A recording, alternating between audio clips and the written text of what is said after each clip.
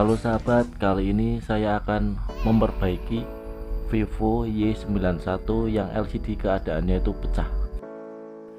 Seperti biasa, alat yang saya gunakan sederhana, yaitu plat tipis. Pertama, kita buka slot SIM dan casing belakang.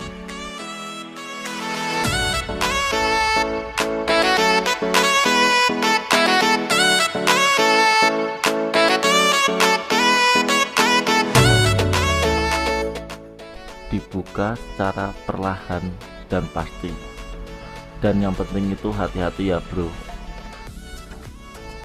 Dan keadaan HP ini tuh sudah pernah dibongkar, jadi pasti mudah untuk dibuka.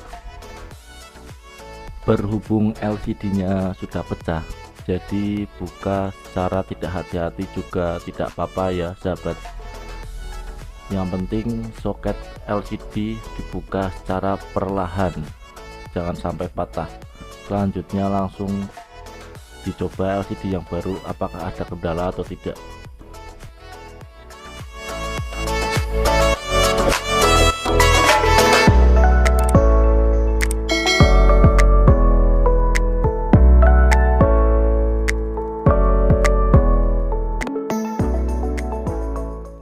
Dites semua fungsi dari LCD baru ini.